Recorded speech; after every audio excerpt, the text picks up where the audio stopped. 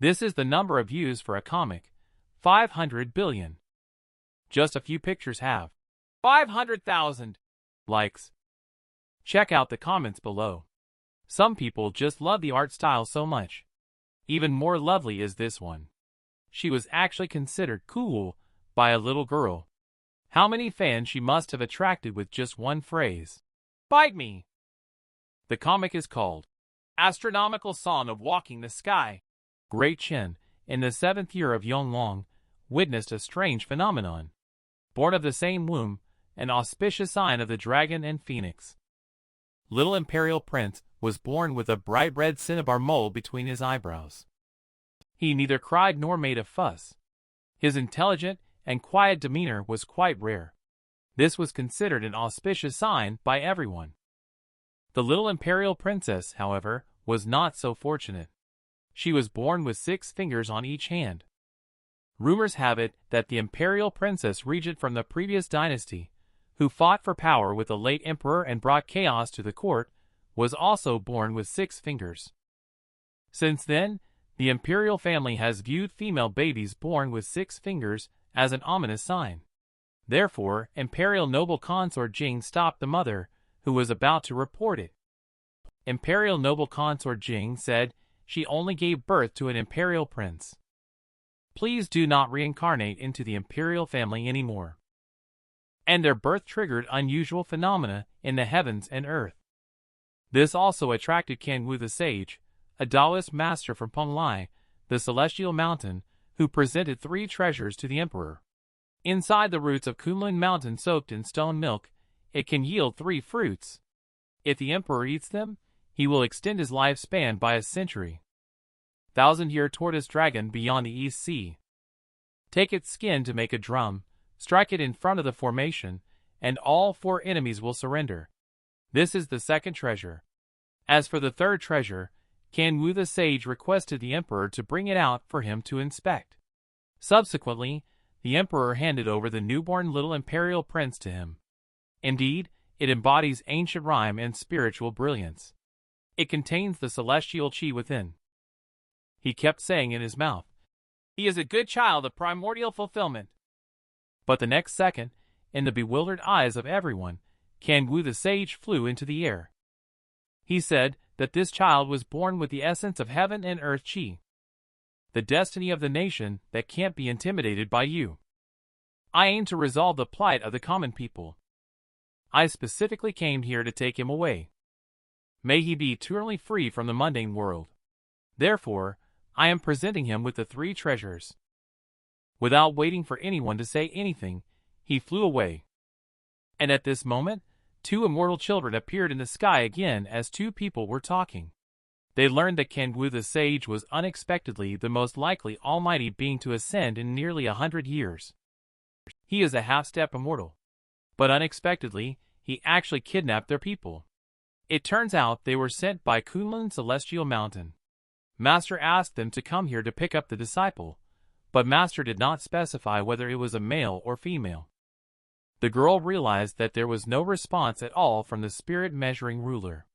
If it wasn't the one who was taken away, then who else could it be? But they couldn't defeat Kangwu the sage, so they had to go back to report first. However, they didn't know that. At this moment, on a carriage outside the imperial palace, 2 women were looking at the girl covered in blood in the bamboo basket, crying bitterly. This is all trouble caused by being born into the imperial family. Then, in the reed field by the roadside, an old swordsman found the abandoned girl. The old swordsman noticed that she was missing a finger, and he felt heartbroken. "Poor child, you are unlucky. From now on, you will follow Grandpa with the surname Chen. I will call you Ottinger." Originally born of the same womb, but their destinies are like heaven and earth, completely different. An east gate entered Penglai and followed the immortal elder on the path of immortality, and named Shedding Dust. An abandoned wilderness. Traveled in the mortal world with the old swordsman. She was named Ottinger. From then on, the mountains and rivers are vast, the wind is far, and the road is long. How will the siblings fight against the destiny, and will they be able to reunite once again? The heart of the Tao searches for the heavenly will. The sword's light illuminates the heavens. 5 years have passed in the blink of an eye. Little shedding dust is now guiding Qi into the body. This is the first step towards ascension. Impressive. Our shedding dust young martial uncle could enter the Tao at the age of 5 if he didn't need to solidify his foundation. Who needs to be 5 years old? The divine soul hidden in the aperture, the sea of consciousness awakens, and the purple mansion opens. With little shedding dust opening the purple mansion, he also arrived at his own sea of consciousness. This is my sea of consciousness. Here is like the time before the separation of heaven and earth. Chaos reigns. My primordial spirit looks exactly the same as my physical body. Little shedding dust is thinking at the moment. When can I cultivate to the soul separation stage? If others knew about his thoughts, they would definitely say he was showing off. You should know that you have to look at the 4 seas and 8 desolates. The probability of someone having celestial rank primordial unity spiritual root is 1 in a billion. Just as he was lost in thought, he suddenly felt it. A little girl appeared in his sea of consciousness. Why would an outsider appear in my sea of consciousness? Who is she? And at this time, little Ottinger still didn't know. She scared her brother quite a bit. And she is now watching Grandpa fight. The person in front is here for revenge. Grandpa killed his father back then. It was because his father was a murderer who had taken many lives. But now Grandpa sees that he has done no wrong. So Grandpa is ready to let him go. He also said that your father is not as skilled as others. If you can kill me, I will not object. After saying that, Grandpa affectionately patted little Ottinger on the head. The two of them were ready to leave. But at this moment, the person on the ground spoke again. Old man, you are already old. There will come a day when you are no longer able. When that time comes, Ottinger pointed at himself and said, "Fight with me." Little Ottinger wanted to help Grandpa, but he was scolded by Grandpa instead. Little Ottinger, who was feeling indignant, said that it was Grandpa who called him an old man first. Why didn't Grandpa scold him instead? Grandpa retorted, saying, "He's not my grandson. It's none of my business." But little Ottinger still pouted angrily. Then she looked at the wooden sword Grandpa handed to her and said dissatisfiedly, Ottinger doesn't want the wooden sword. Ottinger wants an iron sword. If Ottinger doesn't want the wooden sword, Ottinger wants an iron sword." But at that moment, Grandpa grabbed her. Later, Grandpa gestured for her to keep quiet. At this time, there were rustling sounds coming from the woods. Little Ottinger was held in Grandpa's arms. His 2 big eyes were also curiously staring into the woods. Then a huge brown bear appeared behind the 2 of them, just as the big bear's paws were about to come crashing down. Grandpa jumped into the air with little Ottinger in his arms. Then he made a somersault and drew out the sword from his waist. Grandpa stabbed down towards the big bear. He infused vital chi into the sword. The iron sword pierced through the skull of the big bear directly. The entire battle unfolded in the blink of an eye. This bear was thus annihilated. But just at that moment, little Ottinger tugged Grandpa's hand again. It turned out that a group of people had arrived from a distance.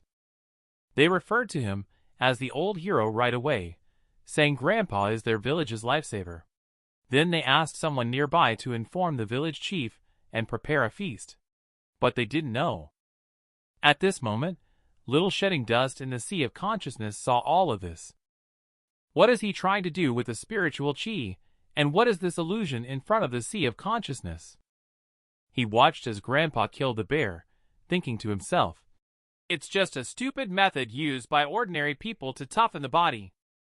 But he watched as Grandpa doted on the little girl. Take another look at the happy smile on the girl's face. This is something little shedding dust has never experienced from childhood to adulthood. I don't know what he is thinking at this moment. He quickly ran to the mustard seed pavilion to check the books. The mustard seed pavilion in Pum Lai has 9 floors.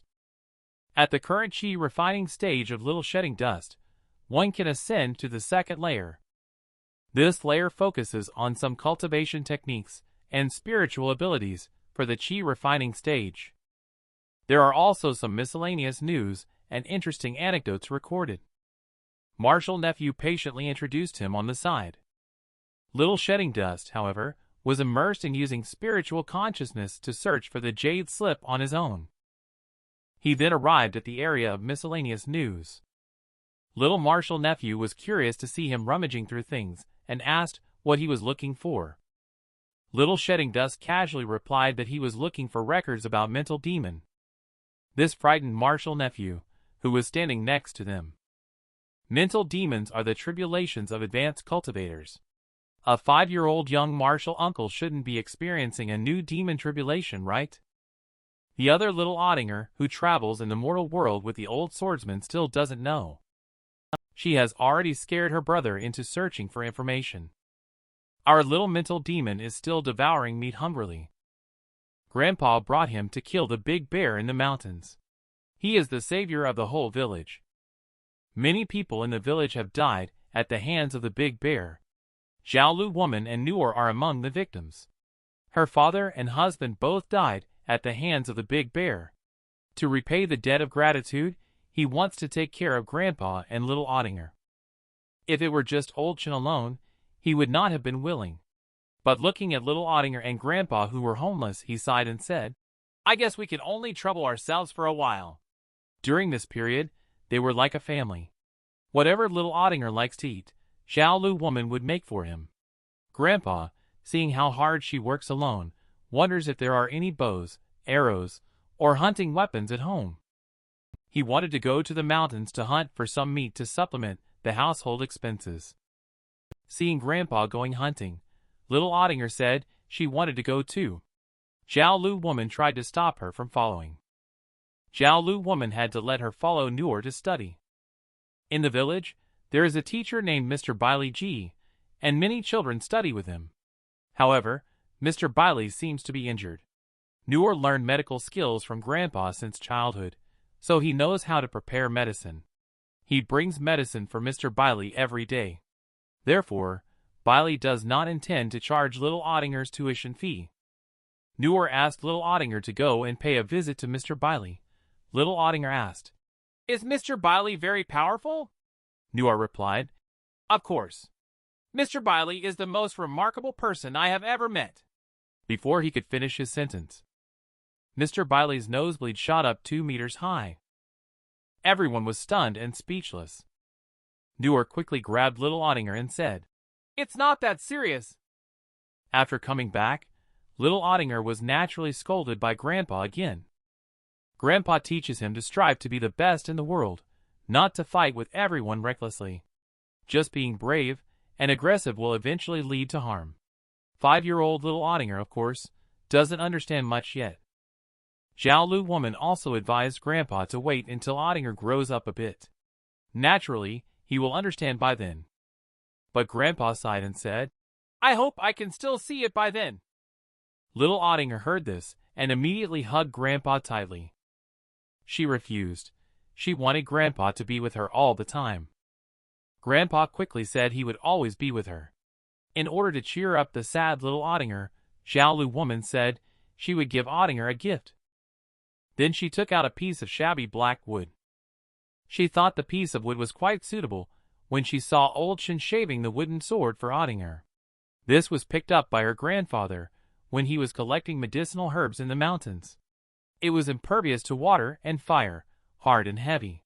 It looked like ironwood. Grandpa knocked on the wood. Indeed, it was exceptionally hard. Little Ottinger also loved it immensely. So Grandpa and little Ottinger settled in the village like this. Little Ottinger would go to study with Nuor every day. Grandpa has been shaving that wooden sword for him all along. He occasionally goes hunting in the mountains. The days pass by leisurely. Unconsciously, they have transitioned from summer to winter. For the past half year, this piece of wood has become harder and harder to carve. Several knives have been damaged by it. Grandpa thought to himself. However, this should be enough for him to use for several years. At this moment, little Ottinger is sleeping, but he is murmuring something about heaven and earth, mysterious and yellow. Noor said, "Sister is reciting in her dream. Don't wake her up." She said reciting in dreams is faster. Although Noor doesn't understand why either. Later, everyone no longer worried about little Ottinger. They instead talked about Bailey G Grandpa and realized that Bailey G is not from their village either. Zhao Lu woman said he is a hunter from the village, rescued from the mountain road, covered in blood and barely alive. He claimed to have encountered bandits. His hometown is too far away, and his injuries were too severe. So, he temporarily stayed in the village. Despite being taken care of for over a year, there was no improvement. Noor also mentioned that Mr. Bailey said that his family members are more frightening than bandits. Just as they were talking about this, little Ottinger started carrying books on her back again. Sun and Moon! Sun and Moon! She couldn't recite it for a long time. In the sea of consciousness, little Shedding Dust was helpless. Who is this clumsy little girl after all? He checked all the records in the past 6 months. There is no mental demon like this. Then he took a deep breath. He then exited the sea of consciousness. With a palm strike, he shattered the imprisonment and arrived outside. He looked up at the mountain peak opposite him. He wondered when Sherfu would emerge from seclusion. For the past half year, he has been driven crazy by the frequent appearance of that little girl. He keeps using various Taoist spells, thinking that even though his 5 element spells are perfected now, he still can't escape from this mental demon. Martial nephews by his side are also worried about little Shedding Dust. They said that uncontrollable illusions appear in the sea of consciousness. Is it not a mental demon? Another one said that in 1 year, from entering the Tao to refining Qi, mastering the 4-layer Qi refining spellcraft, and achieving proficiency in 5 elements transmutation, if there is such a mental demon tribulation, then he would also like to experience it. They are unable to help at the moment, and can only wait for Granduncle Master to come out of seclusion. Kanwu the Sage's cultivation is nearing perfection, and once he emerges from seclusion and attracts the attention of heaven and earth, it will be very easy to trigger the celestial tribulation. He will ascend to the celestial realm and achieve immortality after passing this last tribulation. Once that happens, little Shedding Dust and Master will be separated like Canopus and Sirius, and will no longer be able to teach and accompany each other. But little Shedding Dust understands in his heart. The celestial Tao is impermanent. Cultivators should understand this from the beginning.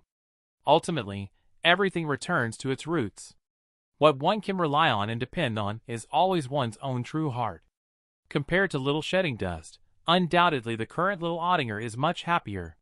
She has Noor's companionship. She also has Zhao Lu woman's motherly affection.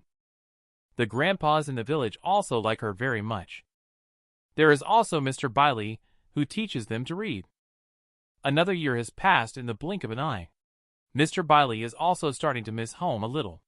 He mentioned that he has been away from home for a long time, and there has been no news about him. His elder brother must be very worried about him. In this world, the only person who would worry about him is his elder brother. Ottinger was unhappy to hear this. She said that Ottinger is also very worried, as well as Mr. Grandpa, Aunt, and Brother Noor are all concerned about Mr. After saying that, she used the hand that had eaten the candied hawthorn to pat Mr. Bailey's clothes. Mr. Bailey touched little Ottinger's head. He said it was his privilege to meet you all. But he should go back now.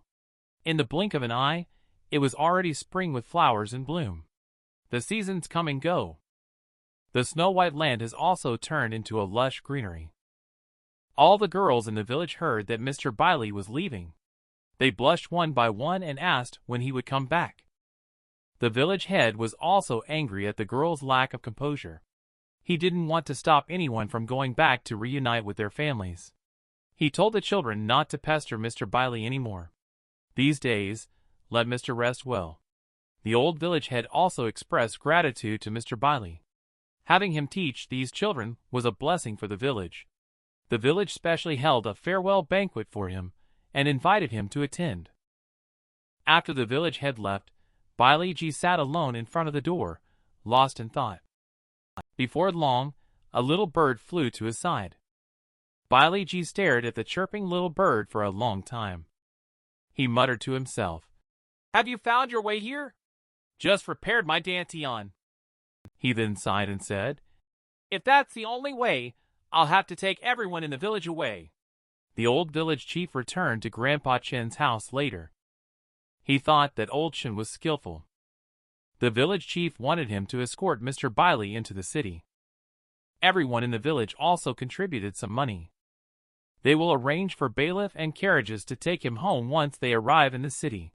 Noor also prepared some medicinal herbs to send with Mr. Bailey, as he was worried that Mr. Bailey's health might not be good enough and could worsen if they encountered more bumps along the way. Just as everyone was contemplating how to safely send Mr. Bailey home, Village Zhang 3 suddenly ran to the door and told the village chief that something had happened. The child from Zhao 6's family was taken away by a wolf. Grandpa Chen, after hearing this, quickly rushed out of the courtyard. He said he would go after the wolf first. The old village chief and the others can come slowly. Zhao Lu woman originally wanted to help the old village chief go together. However, the village chief asked her to stay and watch the children. Noor looked at the medicine ready in her hand. She was prepared to send it over to Mr. Bailey first. Zhao Lu reminded him to come back early. It has not been peaceful lately. Little Ottinger, on the other hand, is comforting everyone not to be afraid. She said she has a thunderstruck wooden sword in her hand that can protect everyone. Looking at little Ottinger, who appeared very serious, the tense atmosphere among everyone seemed to have eased a lot. "Grandpa, they also tracked the child's bloodstains over there. The wolf should be nearby. But it's very strange. The wolf seems to be leading them around in circles for fun." Old Chen said, "As long as the children are still alive, that's all that matters. We have to keep chasing." On the other side, Noor and little Ottinger also gave the medicinal herbs to Mr. Bailey. Noor kept reminding Mr. Bailey to take care of his health on the way. But the weather was not favorable. It changed suddenly. It looked like it was going to rain soon. Noor asked Mr. Bailey if he brought an umbrella, wanting to send him back first. But Bailey Ji said, "No need." Then he rushed outside. At this time, the dark clouds were pressing down from the sky, while Bailey Ji was floating in midair. He was still saying in his mouth, "It's time." And Bailey Ji was just going to take advantage of this opportunity. At this time, dark clouds were pressing down on the sky. Everyone thought it was going to rain. But that was caused by Bailey Ji's Earth Tier artifact soul-calling banner. He said, "Although the soul and spirit of a mortal are not as good as a cultivator's, I'll make do with it for now." After that, countless ghost-like figures emerged from the soul-calling banner. Some women and children became his primary targets. He didn't even spare the elderly village chief. Zhao Lu woman, who doted on little Ottinger, was not spared either. At this time, little Ottinger still didn't know what had happened. Noor collapsed right beside her.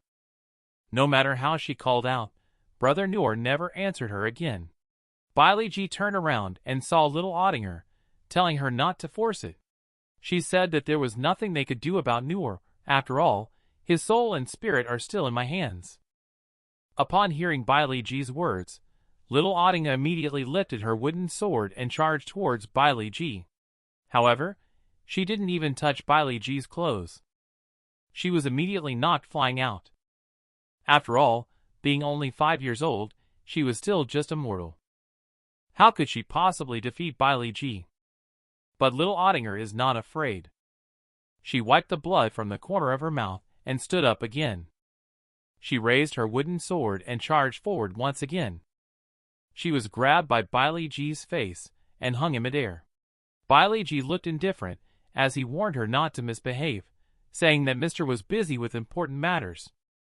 At this time, Grandpa Chen also returned to the village. He saw corpses scattered all over the ground. He already knew in his heart what had happened. He lifted the sword and charged towards the direction of Bailey Ji. Grandpa saved little Ottinger from Bailey Ji's hands. Bailey Ji, however, did not agree.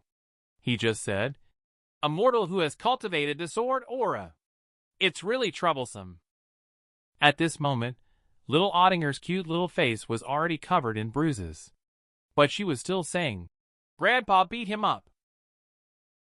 But Grandpa pushed little Ottinger away and told her to run quickly. He then wielded his sword and charged at Bailey G, unleashing his most powerful strike fueled by vital chi.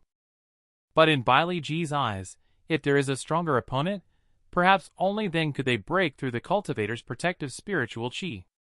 With a single, "What a pity!" from him, Grandpa Chen was struck through the body by his palm. At this moment, little Ottinger tried hard to widen her eyes. She wanted to see if she had mistaken something. In her heart, Grandpa, who was the strongest, couldn't be defeated. She knelt on the ground and crawled desperately towards Grandpa, still shouting, "Grandpa," continuously. But at this moment, Grandpa had already lost his breath. If possible, Grandpa would definitely not ignore his beloved little Ottinger. But everything was already too late. With Bailey G chanting the mantra in his mouth, he took little Ottinger and fled. Shortly after, right where they had just been fighting, a beam of light crashed down from the sky. With a loud rumble, a giant sword was thrust into the ground. And standing on the sword was a young man. He cursed as he let the target escape once again. At this moment in the sea of consciousness, little Shedding Dust also witnessed Grandpa leaving. Seeing little Ottinger, who was heartbroken, little Shedding Dust couldn't help but feel sad himself. This little girl, who often appeared in his sea of consciousness, was happy before. Now she had to experience the departure of her loved ones. They can really play tricks. Born of the same womb, yet their fates are like clouds and mud. Little Ottinger is just now stepping onto her own path of growth. And this marks the beginning of an authentic story. The siblings are about to recognize each other. Little Ottinger will also practice sword aura diligently, hoping to have a final showdown with Bailey. Heaven and earth, where fortune and misfortune are interdependent. Grandpa, who was the only one who loved little Ottinger, has also left her. No one in the village was spared either. It's hard to imagine what it feels like for 5-year-old little Ottinger. She is now at death's door. But Bailey G is still forcibly infusing spiritual chi into little Ottinger's mouth, saying that her spiritual root is average. However, her tendons and bones are strong. Little Ottinger could only make a whimpering sound as she was in pain. Bailey G was still making sarcastic remarks on the side. She explained that it was something called spiritual chi. If you don't quickly guide it to your dantian, you will die from a ruptured body. At this moment, little Ottinger only uttered one word from his mouth. "Kill!" She wanted to kill Bailey G to avenge Grandpa. But Bailey G just sneered. He said, "Mister, just wait and see." On the other side, Yuchi, who came with his sword, was very upset. He still couldn't catch Bailey G. He asked senior brother Mingzhu if he could use Candlelight Shine's 1,000 miles again. Mingzhu just used all his power to break the spiritual barrier. We need to wait at least 36 Shurchen, 72 hours, before he can use it again.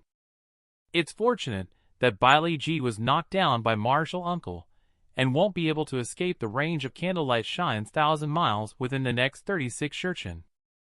But Mingzhu is single-mindedly hoping to exchange for a less troublesome task. He no longer wants to pursue Bailey G. But Yuchi paid no attention to him. He found Grandpa Chen's body. Unexpectedly, a mortal had cultivated sword aura. What a pity. If he had spiritual root, he might have been able to enter the Tao by this.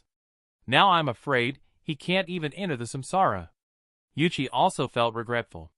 With a wave of his hand, accompanied by a loud noise, a deep pit appeared on the ground. He held Grandpa Chen's body and placed him inside. He muttered, "Really hateful. Just a little slow." "It's already the 3rd time," Mingzhu asked. "So what?" Yuchi half-turned and said, "So I'm not happy if Bailey G is not chopped into pieces." At this moment, Mingzhu only had black lines all over her face. She nodded and said hesitantly, "It seems that the sex task is to capture someone alive." Meanwhile, Little Shedding Dust and Pumli felt the plight of little Ottinger, and his emotions were also slightly unsettled. Just at that moment, there was a sudden burst of strong spiritual chi fluctuations in the air. Little Shedding Dust seemed to have sensed something. He opened his eyes, and then ran towards the door. He looked at the person outside, and couldn't help but show a long-lost smile. The person opposite asked him, "Shedding Dust, young Taoist, are you well?" At this moment, Little Shedding Dust's eyes were filled with excitement. He ran quickly to the man and immediately knelt down, saying, "Master, you finally figured it out." Later, Little Shedding Dust obediently reported to Master, saying that he had strictly followed Master's instructions and did not dare to act recklessly. By cultivating with slow and steady effort and focusing on breath control, he polished his state of mind. The spiritual chi in his dantian overflowed naturally, leading to a breakthrough. Now, he has also advanced to the 7th layer of chi refining, but he doesn't know why. When he enters a meditative state, a vision of a little girl often appears in his sea of consciousness. He had just wanted to continue speaking, but at that moment, a surge of spiritual chi fluctuations erupted around him. The Marshall nephews outside were also very surprised. Is this familiar spiritual chi disturbance caused by the young Marshall uncle? But this is not when entering the Tao. Is it an anomaly caused by communicating with heaven and earth? Why is it happening again? At this moment, Little Shedding Dust also looks bewildered. He asks Master what is going on with him. Master tells him to release his spiritual sense. He then placed a single palm on the spiritual altar of Little Shedding Dust, together with waves of green spiritual chi fluctuations. The surrounding plants seem to become even more lush. This is the gentle and upright wood element spiritual chi of Kanwu the Sage. It is vibrant and full of vitality. The restless 5-element spiritual chi is calmed down, with Master retracting his palm and saying, "So that's how it is." Little Shedding Dust also curiously stared at Master, wondering what had just happened. Master then made a finger mudra and said, "The Tao follows 50, and the celestial evolution follows 49. This thread of vitality. But in the end, he sighed. Master then said to him, "The fantasies in your sea of consciousness are most likely your twin sister." Rare is it for mortals to possess spiritual roots. Twin siblings sharing a connection in spiritual sense is even rarer. Just now, little Ottinger's entry into the Tao communicated with the heavens and the earth, setting off a resonance in Little Shedding Dust as well. Kanwu the Sage just realized that he has a twin sister with a shared spiritual sense. It's a pity that he didn't discover her and bring her along initially. At this moment, Little Shedding Dust also looks surprised. The little girl who tormented him for half a year turns out to be his sister. On this side, little Ottinger has already fainted from the pain. She did not cultivate to the chi refining stage on her own, but was forcibly infused with spiritual chi by Baili Ji, enduring it to finally enter the Tao. Later, Baili Ji threw a cultivation technique book to little Ottinger. Baili Ji asked her to follow the instructions above to practice chi circulation and breath control. He also said that although her spiritual root is not outstanding, diligence can make up for incompetence. He asked her to put in double the effort and dedication. He jokingly added that wanting to surpass Mr. without working hard is not acceptable. At this moment, little Ottinger's eyes were filled with endless resentment. But she couldn't bring herself to kill the villain in front of her now. On the other side, Little Shedding Dust seemed to sense little Ottinger's sadness. He refused Sherfu's suggestion to close the door to the sea of consciousness for him. Even though he knew that the sea of consciousness is the most private and vulnerable place for a cultivator, he still refused Sherfu. He swore by the heart of Tao that regardless of blessings or misfortunes, he would never involve Peng Lai, and he was willing to bear it all alone. At this moment, little Ottinger tightly held onto the cultivation technique in her hand. She has been following Baili Ji for a year now. They have been in Luoyang City all this year.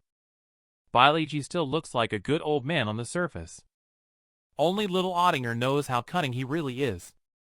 On this day, little Ottinger was cultivating in the sea of consciousness. However, footsteps suddenly appeared in the sea of consciousness. She suddenly woke up and turned to look. The visitor, though young, had a celestial grace and Taoist presence, and was saying that the door might finally be open. Little Ottinger was startled and widened her eyes. She immediately said, "Mental demon is talking nonsense.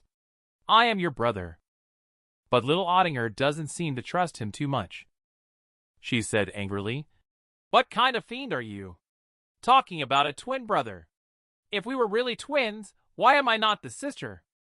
Little Shedding Dust calmly replied, "Because you've entered the Tao, while I have already reached the 8th layer of Qi refining as a cultivator. And I am higher than you." However, at this moment, little Ottinger, who was being trapped by Shedding Dust, only wanted to rush up and smash this full of nonsense fiend, but the straightforward words from Little Shedding Dust stunned her. Little Shedding Dust said, "Stop messing around and seize the opportunity. Don't you want to save Grandpa?" With an incredulous look on his face, little Ottinger asked him, "Can he still be saved?" Little Shedding Dust said that although the physical body cannot be saved, there might still be a possibility of retrieving the soul and spirit before they are refined, which could potentially allow for a re-entry into the cycle of reincarnation. He then told little Ottinger that he had no way to find her before she turned 12 years old. Besides, it would be too late by then. He informed little Ottinger that he had a significant advantage. That is, the evil cultivator still doesn't know about the existence of your brother and me. Shortly after, little Ottinger lowered her head. She said fiercely, "As long as I can kill Bailey G and save Grandpa, I would call you ancestor if needed."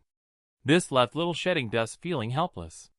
He sighed and said, "You are already a cultivator." At this time, in Punlai in the East Sea, on the Celestial Mountain, Celestial Spark asked Kangwu the Sage if Senior Brother is going into seclusion again. Kangwu the Sage replied, "When the cup is full, it overflows.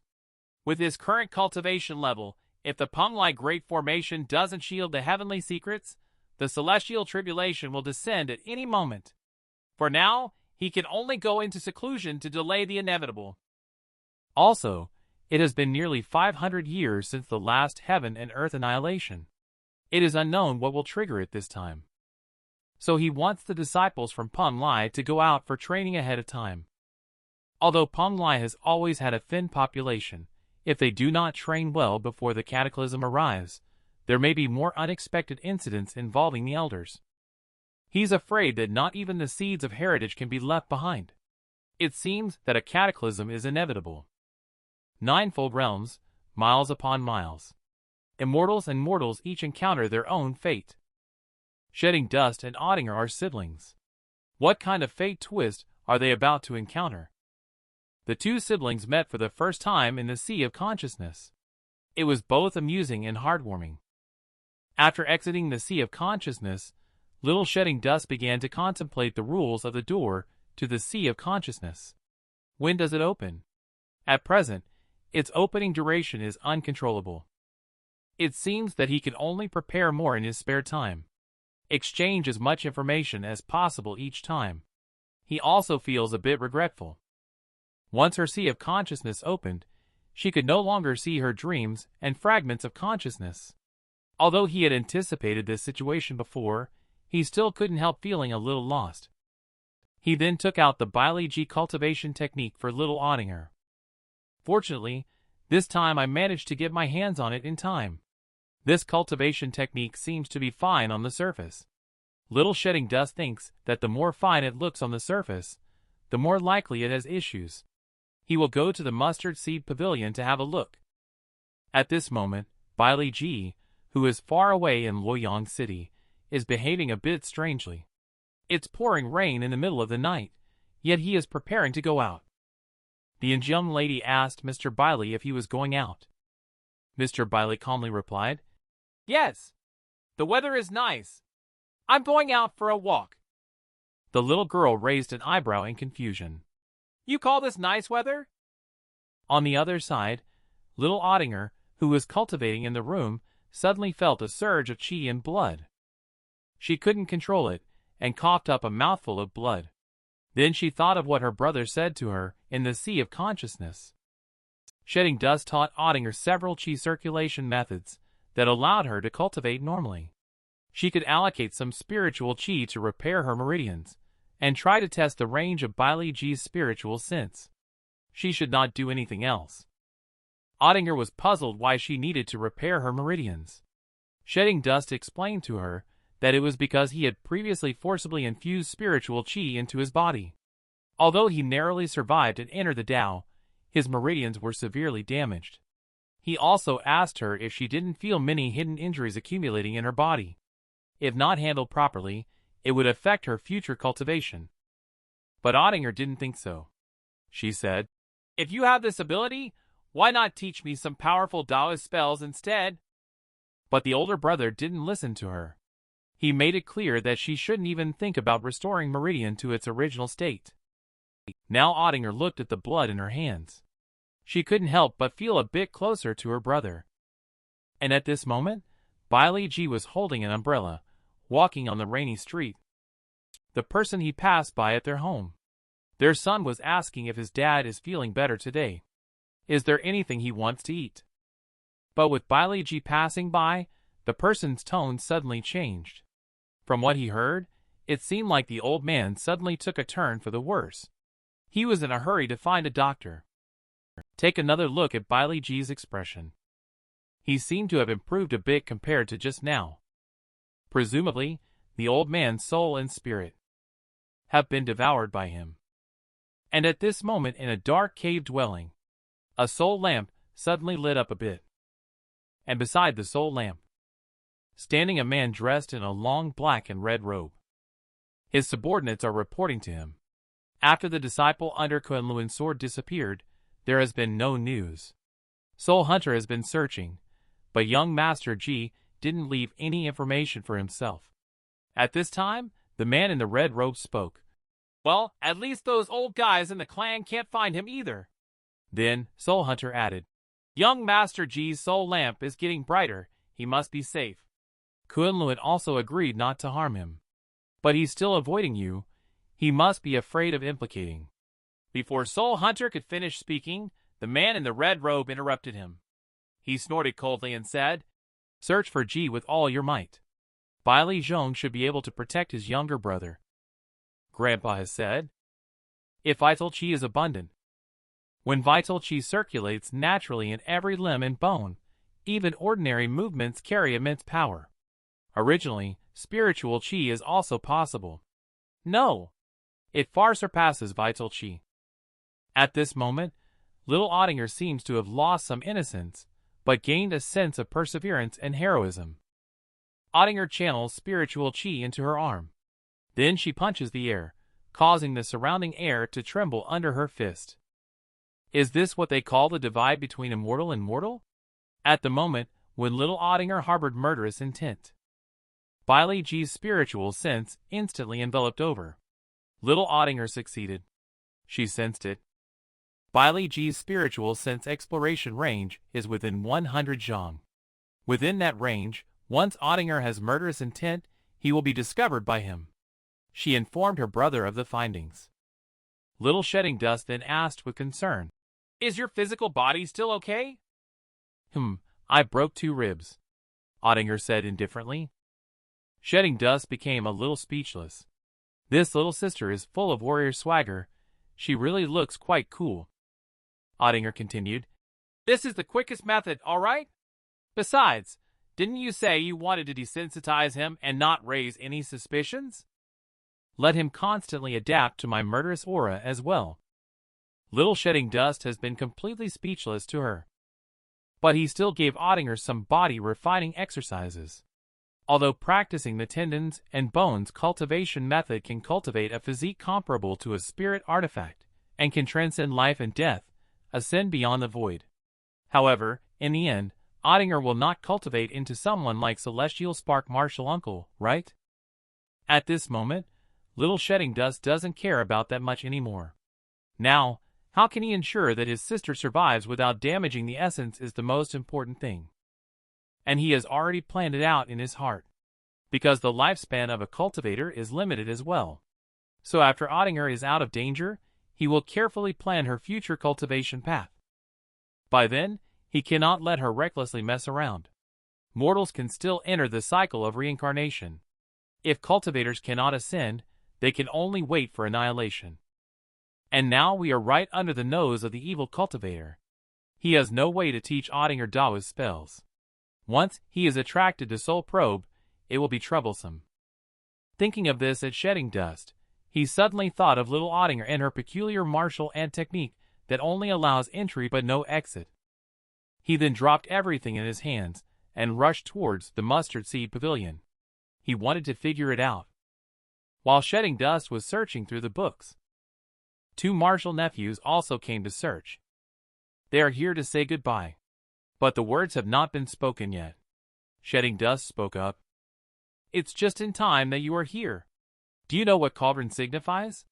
He searched through all the scriptures in 2-layer, but none of them provided a clear answer. The book only mentions that it's unorthodox methods without further explanation. So he had to ask the two of them. However, this question startled the two martial nephews. Qingshu said helplessly, "Young martial uncle, you're only 7 years old. Don't study such strange things, okay?" Shedding Dust looked puzzled at what was said. And at this moment, little Ottinger had 2 broken ribs and could only lie down and rest. She thought to herself, Shedding Dust's methods really worked. Her broken ribs had healed in just 2 days. But she was very hungry. Little Ottinger's stomach kept growling non-stop, indicating that she was indeed hungry. However, she suddenly remembered what Grandpa had told her. Grandpa said that vital chi circulates throughout the body. Force is in harmony with breathing, surging like the tide. Consider the sword an extension of the meridian in the arm. Incorporate it into this ocean of vital chi. Naturally, it will be able to trigger sword aura. So she wants to try if spiritual chi works. She then transfers spiritual chi into the sword. But she found something inside the wooden sword that Grandpa had carved for her. The Kunlun mountain range is also known as the Kunlun Remnants, one of the celestial mountains that is on par with Penglai. A young girl riding a white egret asked, "Senior brother Mingzhu? Weren't you going to catch Bailey Ji with junior brother Yuchi? Why are you back so soon?" At this moment, Mingzhu is still leisurely eating and reading a book. He came back to ask Shifu for a different task. He also asked Linlang to help him persuade junior brother Yuchi to reconsider if it's not good for solitary cultivation in Kunlun. Linlang knows that Master Senior Brother will definitely not agree. Heaven and earth annihilation will come without warning. All sect disciples have been driven out to gain experience. As a sword cultivator, Yuchi must prove his sword with battles. How could he come back and be as solitary in his cultivation like this? Mingzhu, looking helpless, could only express that Yuchi was impatient to chase after Bailey Ji and lost his temper.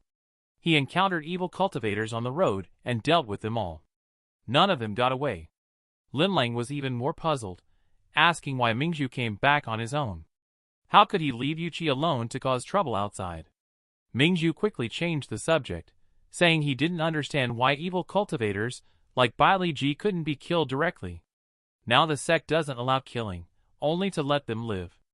In the past, 100 or even 10 of them would have been killed. His father said, we should be lenient with lineage families and freelance cultivators in order to unite against heaven and earth annihilation. Later on, the two of them began to discuss why the sect cares so much about the Bailey family. Although they are a lineage family, it doesn't seem necessary. Linlang seems familiar. It seems that the last heaven and earth annihilation was related to their family. The other side at this time. The siblings met again in the sea of consciousness. They smiled as soon as they saw each other. They both said that they had important things to tell each other. Shedding dust means letting the younger sister speak first. Ottinger wants to say that the wooden sword left by Grandpa can unexpectedly extend his spiritual chi inside. There are spiritual channels inside, just like the meridians in a person. And there is also a hard lump inside. Spiritual sense cannot penetrate through.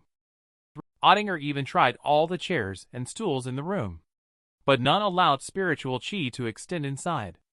It's not surprising that even using spiritual sense didn't reveal anything special. Only the wooden sword seemed strange. Upon hearing Ottinger's description, Shedding Dust immediately asked him about the blurry thing, whether it resembled a baby. Ottinger suddenly realized that what you said was indeed somewhat true. Shedding Dust burst into laughter. It's still a pillow when feeling sleepy, huh? Then he said to Ottinger, he also has something very important to tell her. He asked her to listen carefully. The cultivation technique given to him by Bailey G indeed has an issue. He said that the spiritual chi cultivated by Ottinger now is not her own. It will be taken away by Bailey G in the future. In short, Ottinger has been treated as a supplement. This could result in her dantian being destroyed or even losing her life. This scared Otting. Shedding Dust comforted her not to worry. Although it was the best time for retaliation when he acted, he didn't want his sister to be in danger. Shedding Dust said he would go find him as soon as possible. Before that, let him be frightened out of his wits. Completely obliterate him. Ottinger worried and said to kill him in advance. She would be delighted to rescue Grandpa. But aren't you unable to leave a secluded celestial mountain? Shedding Dust reassured her not to worry about it. He would figure out a way. And what he wanted to tell her was about her wooden sword. If he wasn't mistaken, it should be the soul cocoon of a wood element great cultivator. Ottinger looked puzzled. What is a soul cocoon? Shedding Dust told her. It's roughly equivalent to the body of a human cultivator. It seems that Grandpa has left Ottinger a treasure. After exiting the sea of consciousness, the assertive Shedding Dust quickly ran up to Martial Uncle and Martial Aunt. He said he wanted to leave the mountain. Pumlai's cultivation technique. Always focusing on comprehending the cosmic laws, observing the rise and fall of all things, and seeing the cycles of life and death. The higher the cultivation level, the farther one surpasses their peers. But at this time, only at the 8th layer of chi refining, little Shedding Dust wants to go to the void abyss for training. Just because his sister, who was born of the same womb, is in deep trouble. He must go and rescue her. Believing that Martial Uncle's celestial spark would definitely disagree. Don't be fooled by his fierce look. But he is also afraid. He is afraid that if that old guy Kenwu the Sage finds out, he let Shedding Dust go out. When he comes out of seclusion, he will have to face celestial thunder together. Martial and Shuyu of Shedding Dust also asked him, why not wait a few more years while still in the chi refining stage? Shedding Dust bowed slightly. Then he knelt down and said, it is precisely because of the Pumlai cultivation technique that it is even more necessary to develop self-defense methods through training in order to cope with the upcoming heaven and earth annihilation. If Master is not in seclusion, I believe he would also agree. Shedding Dust had just finished speaking. Celestial Spark immediately retorted with a scowl. Don't even think about it. But Shuyu sighed deeply before replying. Senior brother, please take out your wallet. Celestial Spark is confused. What? Senior brother's the last disciple is about to go out for training. Can you guys still hide and hoard those treasures in the furnace of Fangzhong Mountain? Although Liaoning province only have cats, dogs, flowers, and plants, we wouldn't be so stingy. Shedding Dust awkwardly says on the side. No need, no need. But Shuyu turned back and said to Shedding Dust again. The purpose of this trip is that all disciples below the void abyss nascent soul must travel in pairs. You are no exception. I will assign someone to you. Seeing this, Shedding Dust could only say, yes, Martial Aunt, thank you for your trouble. The next day, at the Pumlai Martial Arts Field, a golden-haired, tan beauty, holding a wine jar, was waiting early at the Pumlai Martial Arts Field. She said while burping, you guys are too slow. Qingshu and Chunjun hurried to apologize.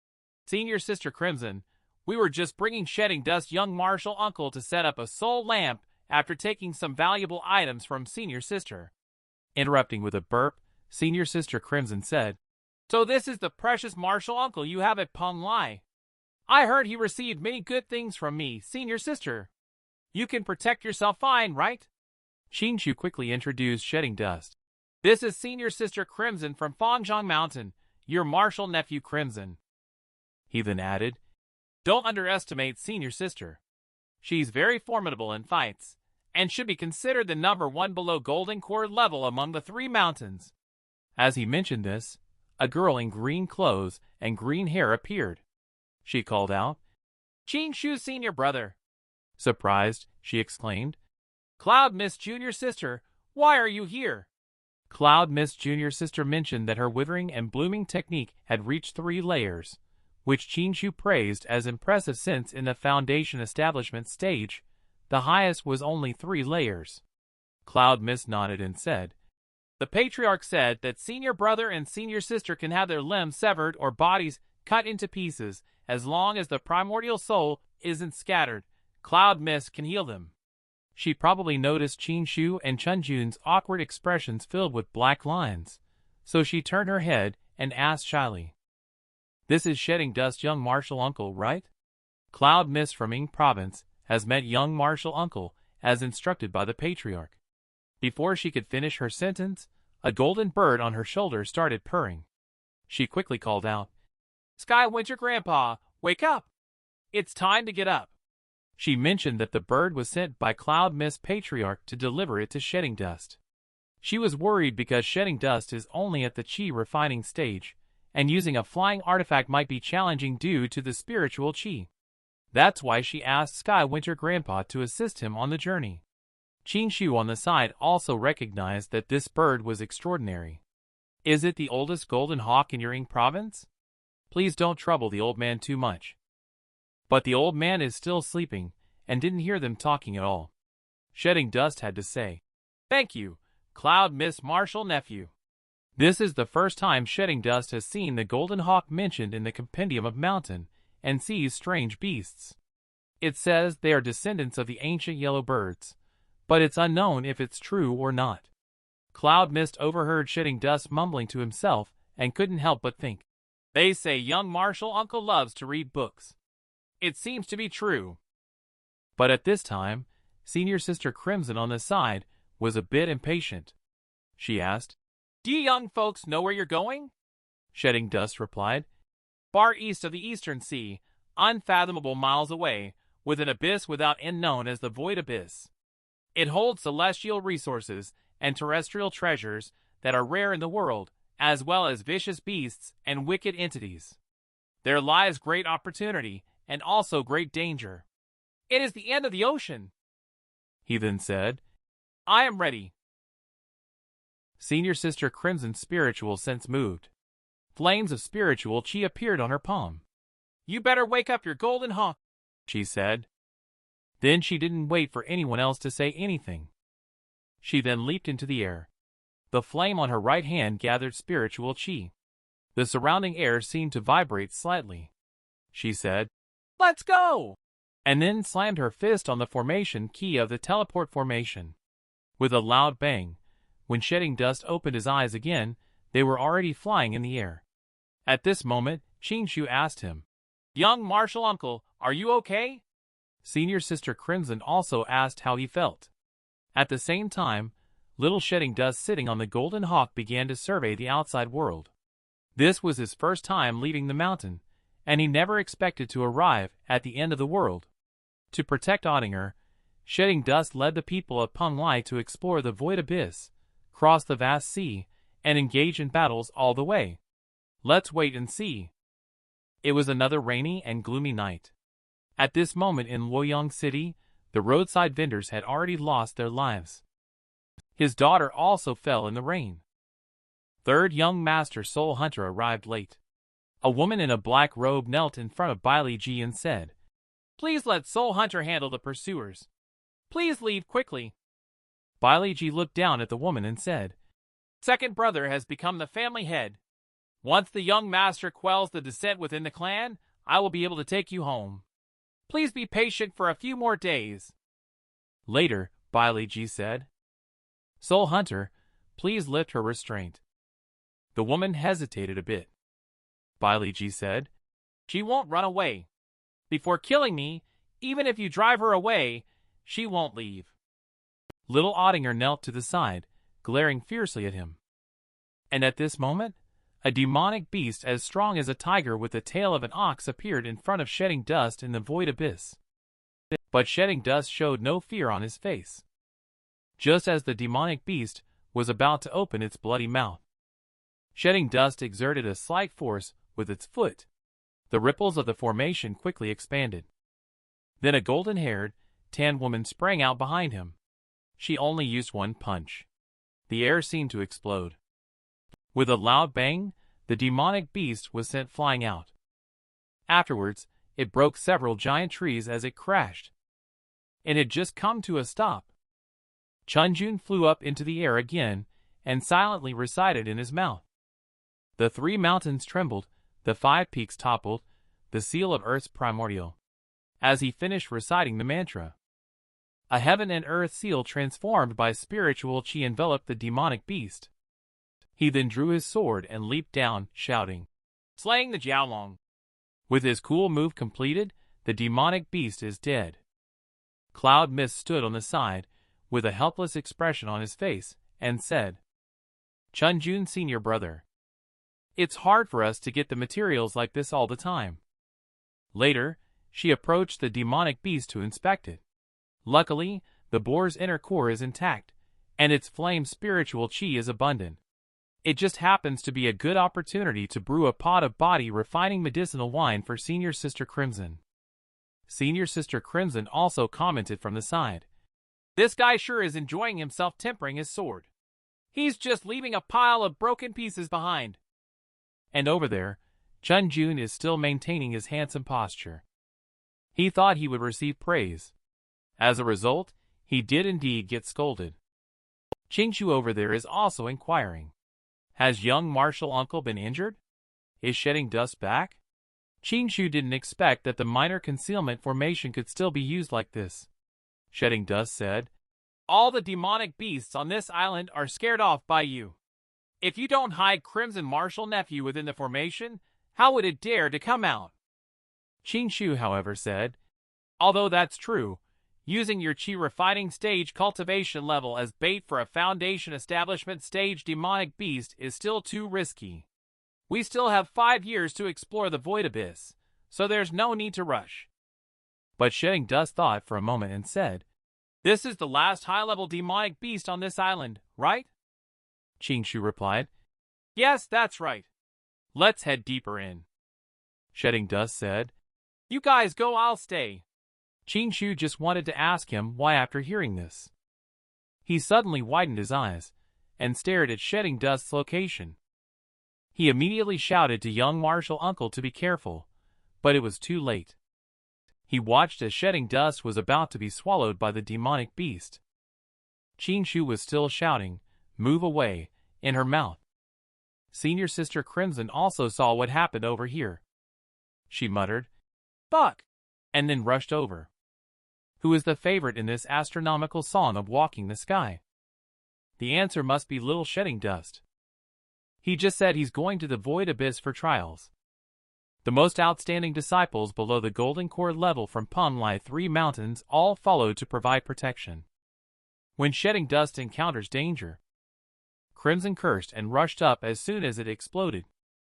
They are just overly worried. Shedding Dust's move, Universe in the Sleeve, split the demonic beast in half with one blow. Although he was also injured by the backlash. Crimson asked him, "Are you crazy?" Universe in the Sleeve replied, "There's no need for that. It's easier to let him devour you to death after transferring a demonic beast 1 stage higher using spiritual abilities." Shedding Dust also expressed that it was because he relied on the robe given to him by his martial uncle that he dared to do so. Most of the backlash force was borne by it. The remaining bit he could still bear. Crimson is also very helpless. Punlai is really bold, involving spiritual abilities related to spatial laws and daring to teach children. Qingshu then said, "Aren't the Dharma manifesting heaven and earth of your Fanzhong Mountain always there for anyone to learn casually? Have any children mastered it?" Shedding Dust is definitely not an ordinary child. He possesses the celestial tier primordial unity spiritual root. He used this as an excuse, claiming to have sensed heavenly secrets, and wanting to stay here to break through in seclusion. How could they be willing to leave him alone in such danger? Shedding Dust, in order to reassure them, could only casually express his attitude. He didn't want to be a burden on them and promised that regardless of whether the breakthrough was successful or not, he would return to Penglai within the time limit. Qingshu originally wanted to stop them, but Shedding Dust decisively said, "Although it is common courtesy for fellow disciples to help and support each other, a cultivator stands strong in the world by self-improvement. Do not ruin my heart of Tao." Everyone had no choice but to listen to Shedding Dust's words.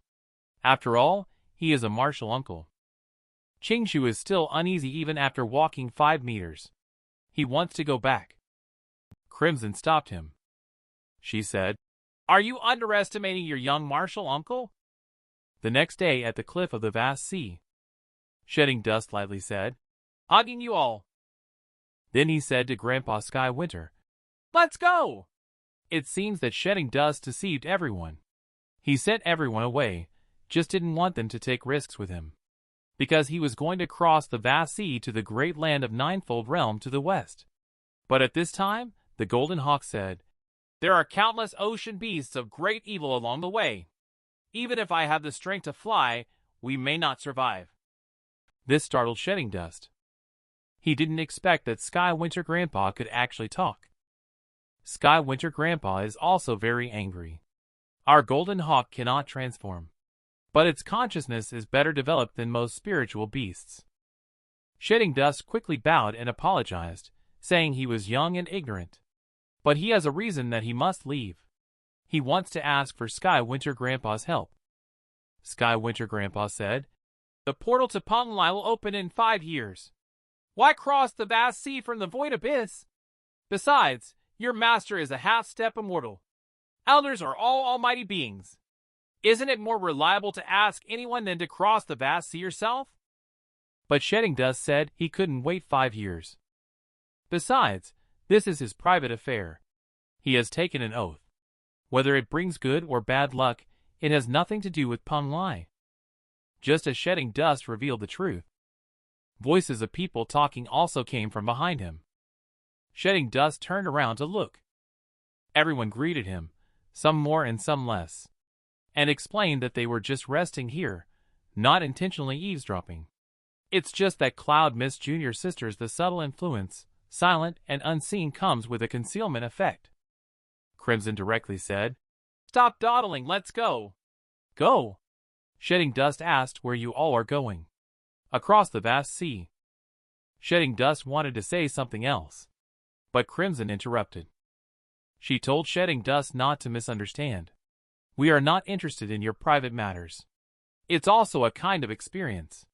It's much more interesting to explore the void abyss that can be crossed once in a century than to travel across the vast sea." Afterwards, everyone invited Shedding Dust to join them. What kind of bearing should young martial uncle, a ruler of a country, have? To establish a heart for heaven and earth. To set a fate for the people. To inherit the wisdom of the sages. To bring peace to the world for all time. This is the way a ruler of a country should be. The current emperor of the Great Qin dynasty is now focused on seeking immortality and exploring the Tao. This court is falling into decline, and the country is not being properly governed. It's because 7 years ago, he had the opportunity to meet Kangwu the sage from Penglai, which led him to wholeheartedly seek the Tao and neglect state affairs. Nowadays, this year is not only plagued by an epidemic, but also severe famine. The D tribe from the north might come and attack at any time. Those with connections are considering fleeing. But Bailey G is the one who insists on going in. Old Mr. advised him to be a good young man. Why go down this path of death? Bailey G simply murmured lightly, "This is exactly the time for me to go to the capital city." His intention. Perhaps only our little Ottinger can guess a thing or two. Little Ottinger, who was abandoned 7 years ago. Now she has returned to the capital of Great Qin in this way. Perhaps she doesn't know it all.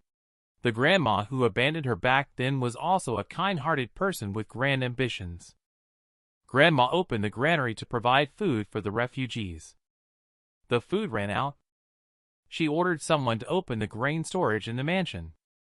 The maids in the mansion had already left. There was no need for so much grain. The city will be breached soon. The grain can only save one person at a time. She only considers it as accumulating virtue for her Qing'er. Chivalrous warrior Zheng outside the carriage reminded. The number of refugees is increasing. I should escort you back to the mansion first. Just as he was about to set off, he saw little Ottinger in the crowd. His memories also flooded back in an instant.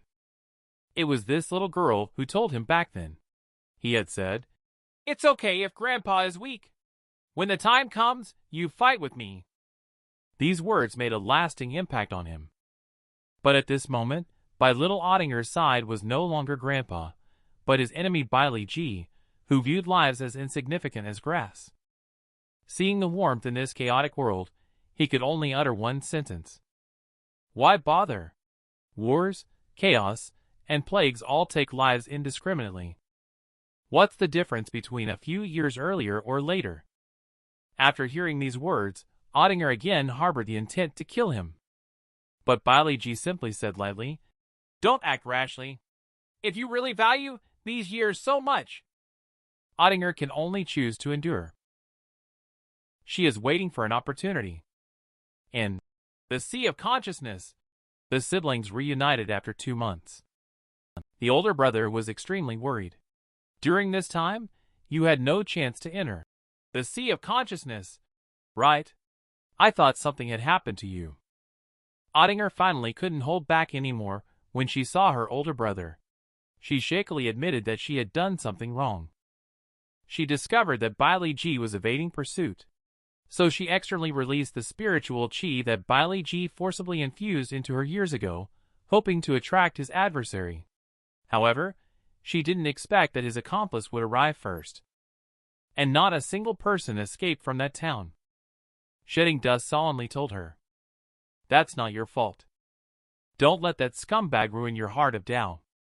At this moment, little Ottinger doesn't know what Heart of Tao is. Shedding Dust patiently explained to her, "The Tao of heaven and earth is vast and numerous.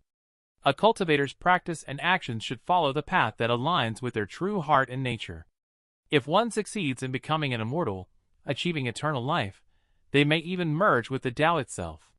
Therefore, not deviating from one's true heart is the first and foremost principle that a cultivator must uphold." Ottinger couldn't help but ask in anger, "So Bailey Ji's actions are also his Tao?" "Yes, the great Tao is impartial and doesn't differentiate between good and evil. However, Bailey Ji's actions have already crossed the bottom line of a cultivator." But Ottinger doesn't understand the great Tao or minor Tao. Growing up in the mortal world, she doesn't comprehend those warm intentions, goodwill, hatred, or the fleeting joys of human life. Once she attains immortality, will she then find these things unimportant? After exiting the Sea of Consciousness, Shedding Dust was still thinking about what Ottinger said. After attaining immortality, immortals will then find these things unimportant, right? Shedding Dust slowly exhaled. It seems that his Heart of Tao may not be so firm after all. At this moment, Qing Shu is keeping watch. They are traveling on the vast sea towards the Ninefold Realm mainland. This is also thanks to Shedding Dust bringing out the inch of courtyard. They haven't encountered any powerful demonic beasts along the way. This inch of courtyard has a natural stealth effect. But they still underestimate this chain. Almighty beings dare not underestimate the power of the vast sea. At this moment, Qing Shu only felt that the moon above his head was very strange. He asked Shedding Dust to guard the formation well while he went to check it out himself. Qing Shu immediately sensed that something was wrong as soon as he went out. The full moon has set in the east, they may have fallen into an illusion. But just at that moment, suddenly saw Qing Shu being pierced through the body by a fiend. Qing Shu, who was attacked, was completely powerless to fight back. He fell into the seawater. Shedding Dust quickly broke the spiritual barrier upon seeing the situation. Soon after, A round, pearl-like object appeared in his hand. He shouted, "The 10,000 thunder of the heavens!" But before his words faded, Grimson covered his mouth from behind. Later, Qingshu also told him to calm down. "Little martial uncle, this is the deep-sea colossus cultivated for thousands of years. An illusory realm formed by exhaled breath." And at this moment, Crimson also asked him what he had seen. "Qingshu Jr. brother almost had his pants burned by you. The orb of the 10,000 thunder of the heavens has been taken out. Are you trying to perish together with everyone?" But at this moment, Shedding Dust shed a tear. This is the first time Shedding Dust has shed a tear in their life.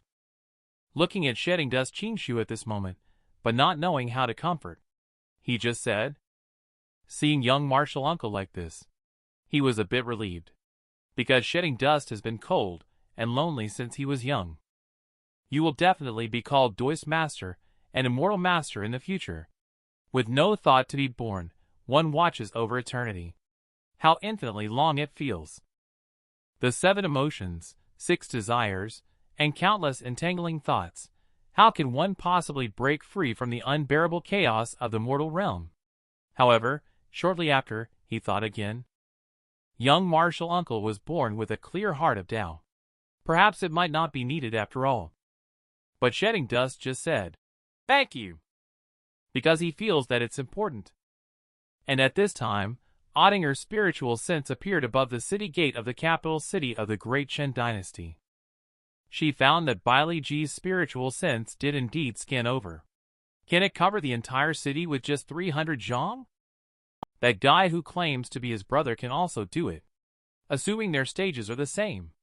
Then it's the Qi refining stage pinnacle. She who is seeking to advance to the Qi refining 2 layer. She can't even get close to Bailey Ji within a foot of her body. At this moment, she also remembered the words her brother had said to her.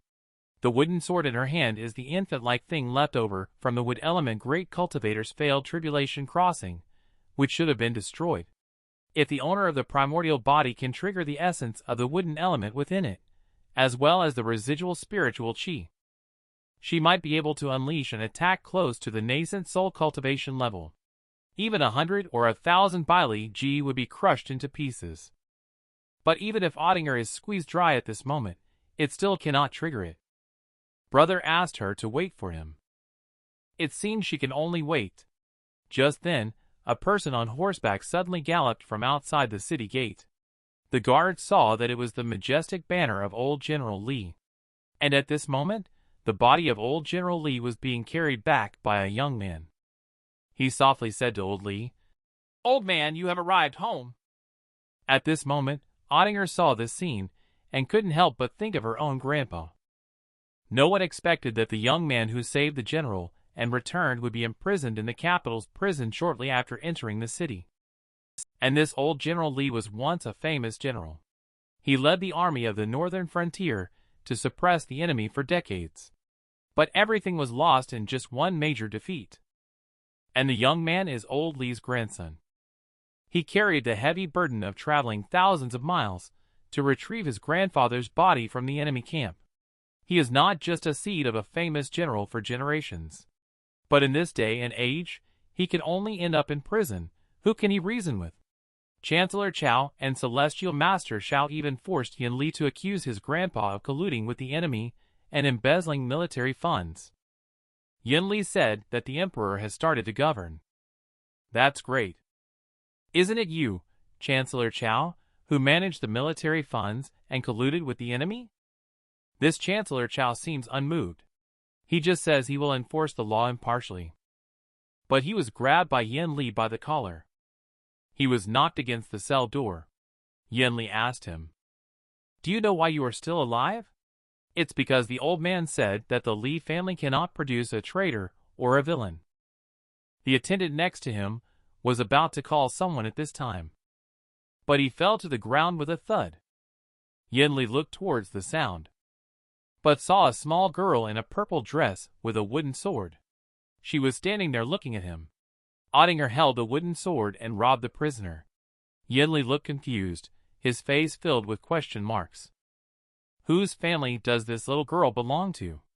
How did she end up in the prison cell?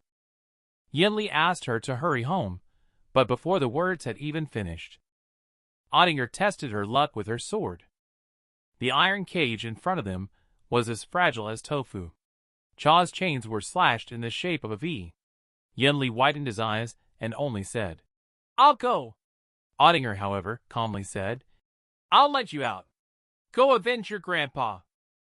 At this moment, Yinli was thinking about what the old man had told him about some martial arts masters who practice seclusion from the world, special cultivation techniques, or the art of preserving youth.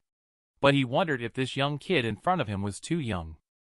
Ottinger saw him spacing out and asked if he was coming out or not. Yinli really didn't dare to call the little girl anymore. He had to bow and say, "Venerable, thank you for your help." Yinli was deeply grateful, but he did not dare to cross this boundary. Ottinger asked him in confusion, "You're not seeking revenge for your grandpa?" Yinli was also helpless.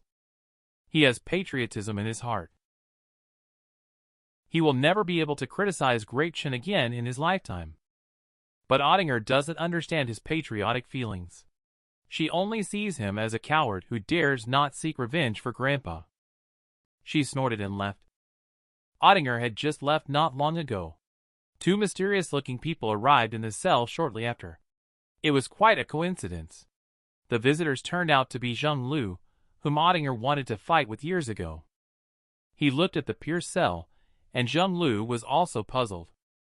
A girl in a purple dress, could it be the man's granddaughter?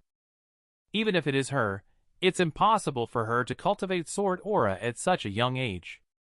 Yinli asked with a confused look on his face, "Who is that old guy he mentioned?" When Yinli found out, it was Chen Yinsheng. 1,000 miles without pause, a promise as light as the 5 great peaks, that is Chen Yinsheng, the great sword master. He was once known as the #1 sword in the world, with his energy moving like a fierce wind, breaking through any obstacle in his path. Yinli immediately asked Zheng Lu to go and search for old Chen. He planned to go out to personally kneel down to express gratitude and ask for forgiveness. Zheng Lu didn't understand why he needed to ask for forgiveness. Yinli has his own plans. He wants to use old Chen's name to intimidate the petty people. Zheng Lu also looked helpless. "Well, let's go with it. But I wonder how they would feel if they knew that old Chen is no longer around." On the other side at the same time, Ottinger was running rapidly on the eaves. But just as she was about to jump up, a ghostly claw grabbed her ankle. Soon, she was violently smashed onto the roof. Ottinger held onto the tiles tightly with both hands. That's the only reason she didn't fall off. "The newcomer is none other than Bailey Ji," he said. "I allow you to move freely in the city. But did I allow you to interact with mortals?" He advised Attinger not to challenge his tolerance limit anymore. But Attinger just smirked, because he knew Bailey Ji couldn't bear to kill her. 2 years. 9 villages, 5 cities. Tens of thousands of people, including Attinger. Bailey Ji only had 3 children in total. And both of them did not survive his vigorous infusion of spiritual qi and died. Ottinger continued provocatively, "It's not easy to find mortals with spiritual root, Mr. Bailey." Mr. Bailey was angered by his words. He then used the soul-calling banner with a loud ghostly howl. A ghost shadow pounced towards Ottinger. But this attacked for Ottinger. No need to dodge. She will take it head-on. With a loud bang, Ottinger was heavily smashed onto the ground. Bailey Ji stared at her expressionlessly. But Ottinger gritted her teeth, not making a sound. She endured the pain. Then she spat, thinking, "Internal organs are fine. 7 fractures. Complete recovery will probably take 3 to 5 days. Surprisingly, the effect of being beaten up to refine the body is not bad. But if that guy finds out, I might get beaten up again. Speaking of which, he hasn't shown up for 2 months now." But she doesn't know. Shedding Dust is facing a major crisis at this time. Since entering the vast sea, he encountered the biggest danger. Shedding Dust is in danger in the vast sea. Cloud Mist can only hold on for a maximum of 3 breaths. As everyone counts down, Two deep-sea behemoths, the enigmatic serpent and the giant crab, started fighting. Fortunately, although they are strong in power, their spiritual intelligence is not developed. Their spiritual sense range is also limited. It's also fortunate that Cloud Mist is there. But she just used both Orchid and Mugwort Burn to enhance the concealment effect by one stage. But this kind of short-term explosive cultivation method poses great risks. She is now unable to mobilize spiritual chi, and is basically at the level of an ordinary person in terms of physical strength. And Grandpa Skywinter also passed out from exhaustion. Now, the Shedding Dust group has entered the Savage Sea area rarely stepped foot by human cultivators. This has always been the territory of demonic beasts since ancient times. Fortunately, they have a strong territorial consciousness. Just now, everyone lured the enigmatic serpent into the territory of the giant crab, allowing them to escape. Currently, they shouldn't encounter a second powerful demonic beast. And the Mirage Orb obtained a few days ago has been very helpful. Now using it to strengthen the formation of Inch of Courtyard can enhance the concealment and illusion effect by 3 more points. At this moment, Shedding Dust couldn't help but start to feel regretful. Qingshu was afraid he would blame himself. He comforted him, saying, "This is the training method we chose for ourselves. If you still think that crossing the sea bears your own karma, then you are underestimating us as cultivators." Shedding Dust just lightly apologized upon hearing this. Qingshu quickly changed the subject. He didn't expect that you, little martial uncle, would really surprise everyone. Usually, you appear to be steady and conservative, but when it comes to an emergency, how should I put it? For example, leading the enigmatic serpent to the domain of the giant crab to escape. If Senior Sister had suggested this, I wouldn't find it so surprising. Everyone couldn't help but laugh at these words. The atmosphere seemed to relax a bit with this exchange. Afterwards, Shedding Dust entered the Sea of Consciousness for meditation, but this time the door to the Sea of Consciousness did not open. Unable to see his sister, Shedding Dust couldn't help but feel worried. This kind of inconsistent door opening is really inconvenient. I wonder if there will be any improvement after advancing. Shedding Dust is thinking that he has already achieved chi refining perfection before, and will focus on refining his Tao fundament once this matter is over, or he should break through to foundation establishment as soon as possible. Just at this moment, someone called him to wake up quickly. There is a situation outside. At this moment, everyone looked at each other in confusion. Shedding Dust looked at the thing in front of him in horror, couldn't help but ask, "What is this?" Qingshu signaled him not to speak and communicate using spiritual sense. Qingshu speculated that with his consciousness, he should not be able to see through this inch of courtyard. And in front of them is a huge demonic beast of unknown origin. Crimson is also worried whether this young man Qingshu can be relied on or not. Their flesh and blood could be a great tonic for the demonic beast. Qingshu asks Senior Sister to hold steady. "If you can't trust me, you must be able to trust the inch of courtyard forged by Fangzhong Mountain." Just as the words were spoken, Shedding Dust discovered something. He said something strange. Cloud Mist also asked everyone if they had smelled anything. And at this moment, that gigantic creature also began to move. The sea suddenly churned up towering waves. And at this moment Shedding Dust discovered that inch of courtyard was actually being corroded. Cloud Mist also discovered this poisonous miasma. Qingshu urged everyone to take off quickly. And when everyone flew into the sky, only then did they see the true face of that giant beast. It turns out it was the moonlit poisonous toad, a large toad. It looked like it wanted to escape from the crowd, but it wouldn't let them off so easily.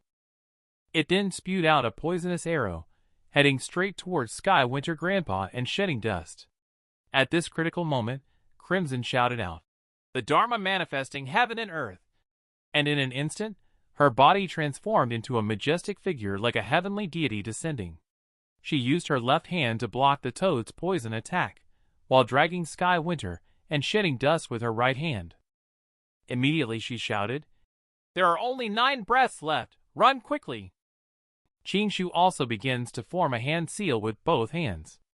He let Chunjun take young martial uncle and junior sister to leave first. Chunjun was still hesitant. Qingshu said that this sinister beast is best at defiling people, and as a sword cultivator, Chunjun can't help much either. Shortly after, Qingshu shouted, "Take advantage of the time while I can still resist the poisonous miasma, hurry and leave. 10 breaths later, I will catch up with senior sister using wind teleportation." Just then, shedding dust flew over. Chunjun asked him to go back quickly. If he doesn't listen, his spiritual sense will be sealed. Later, he asked Sky Winter Grandpa and senior brother to take turns carrying junior sister on Little White's back and fly swiftly. Do not reduce speed. But at this time, Shedding Dust expressed his intention.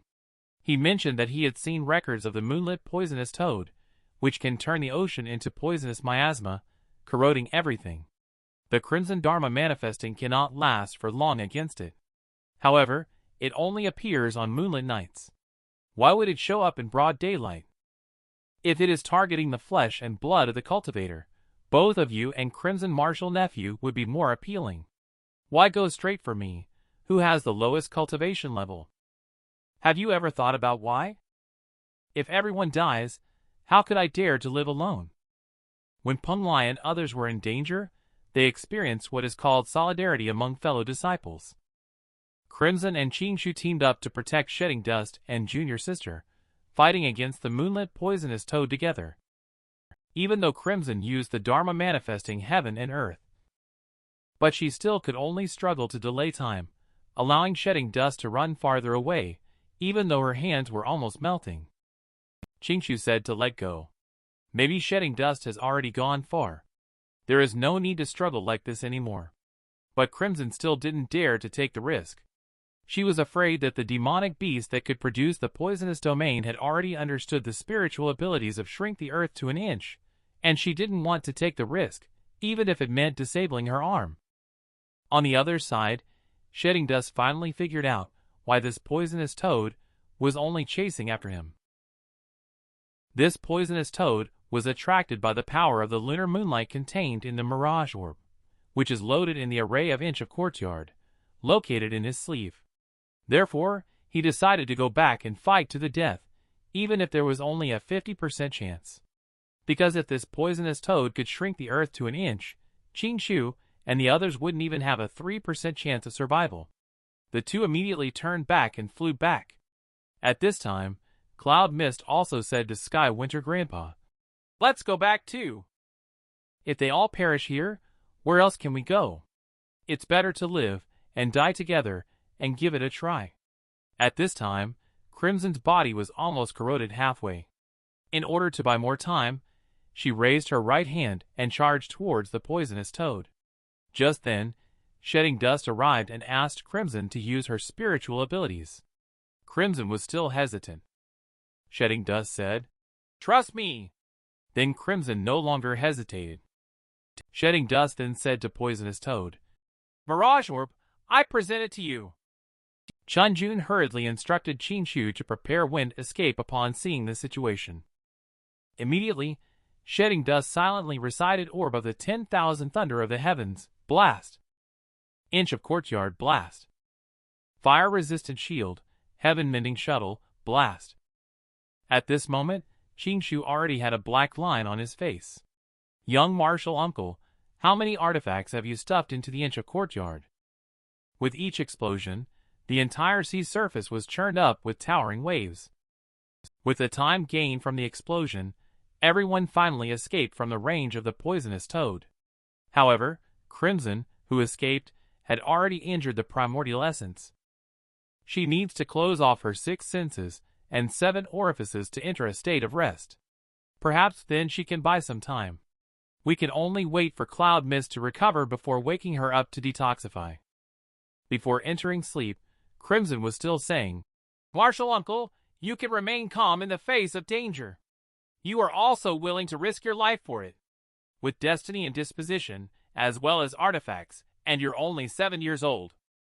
Later, everyone prepared to go and find the young junior sister, but they didn't expect that Cloud Mist had already come to find them.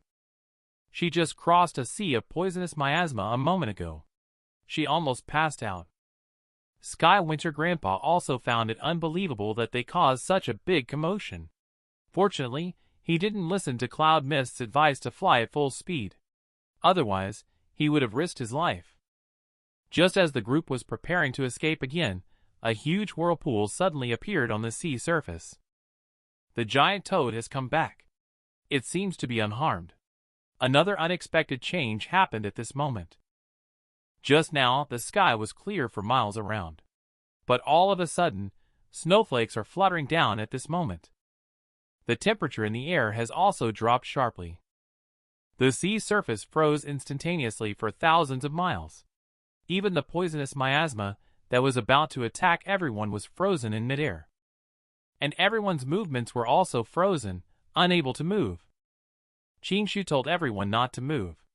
This is the oppressive presence of the Almighty Being. If he wished for them to perish, they might already have turned into powder at this moment. And at this moment, the surface of the sea frozen in place.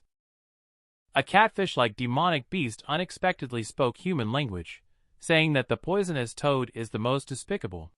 Whether he kills something else or is killed by something else, he always manages to create a new stage.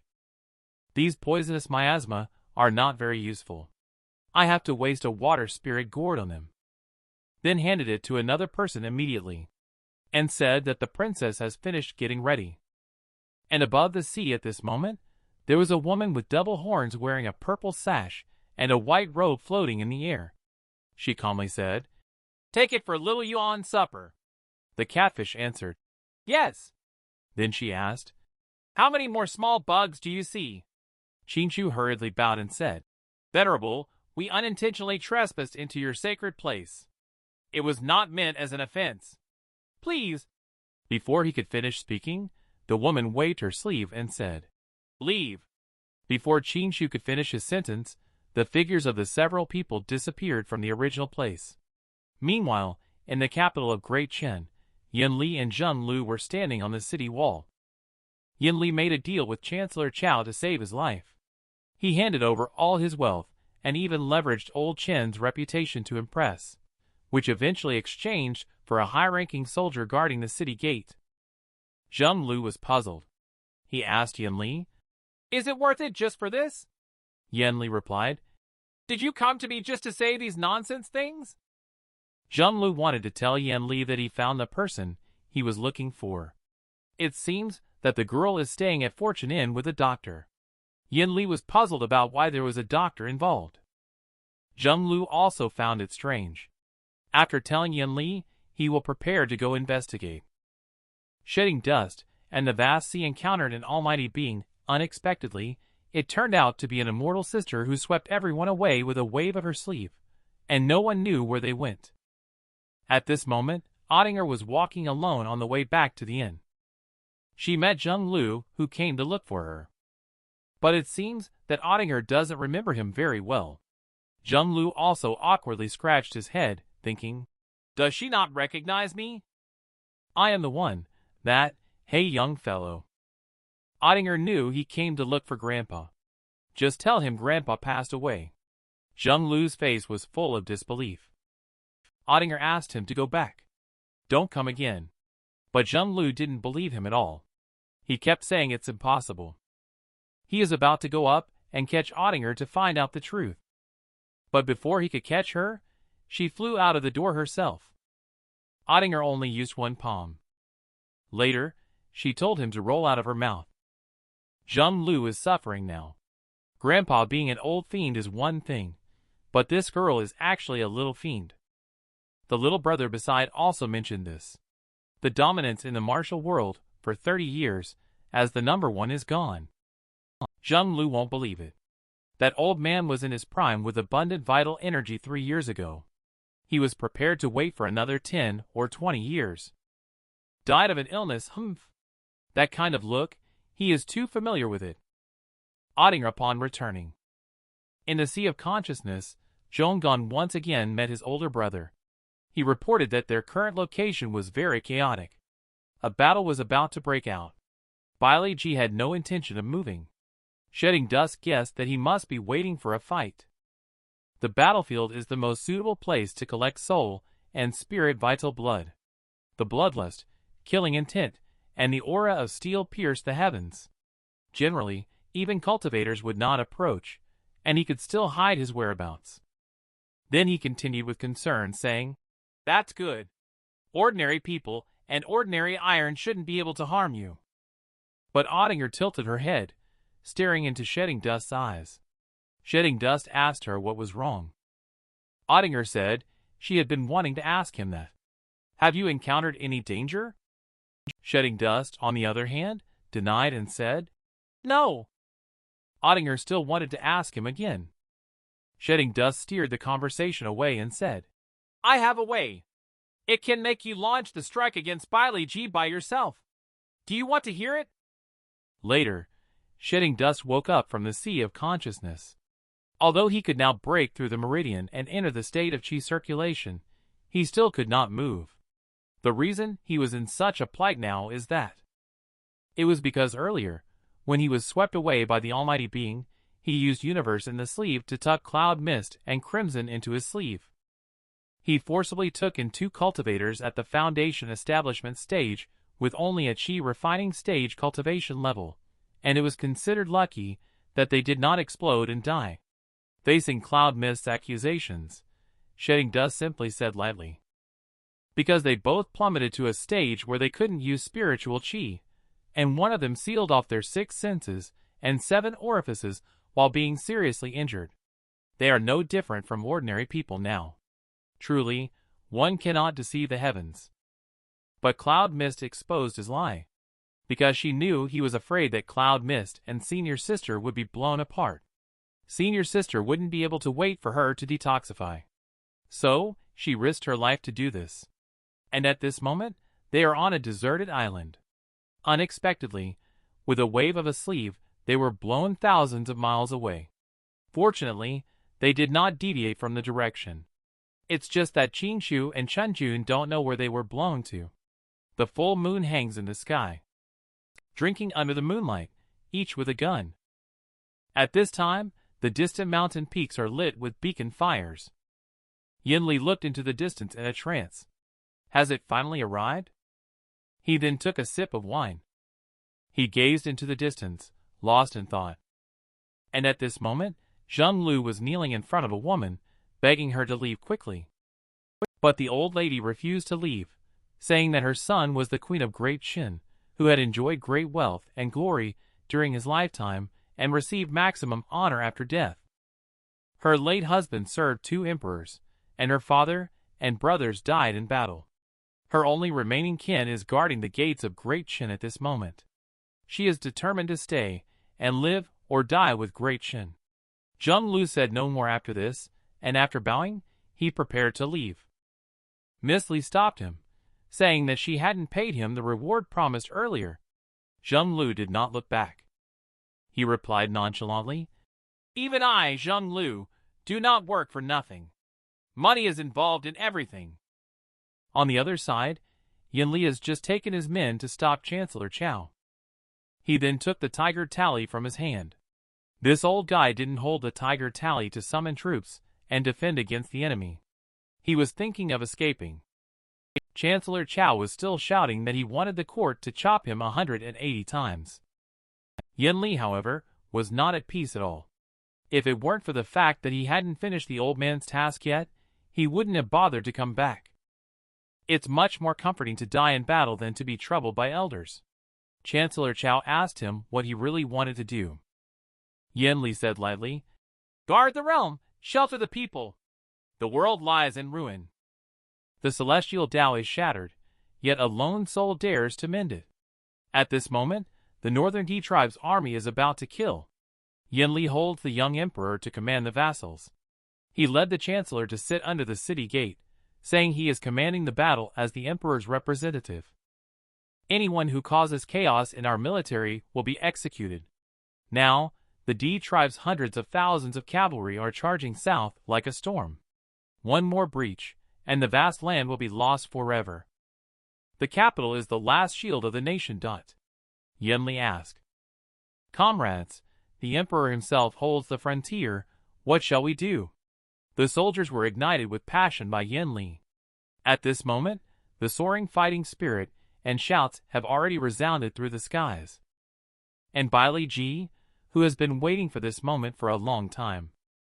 He was standing with his hands behind his back in a courtyard. And the soul-calling banner in front of him seemed to have sensed something, emitting a low humming sound. Bailey Ji murmured quietly, "Finally, it has begun!"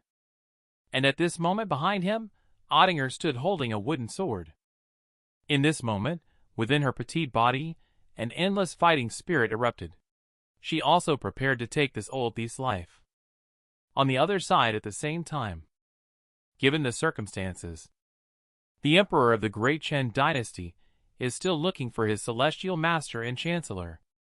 The eunuch said that several celestial masters have already run away, and the chancellor disappeared last night with the tiger tally.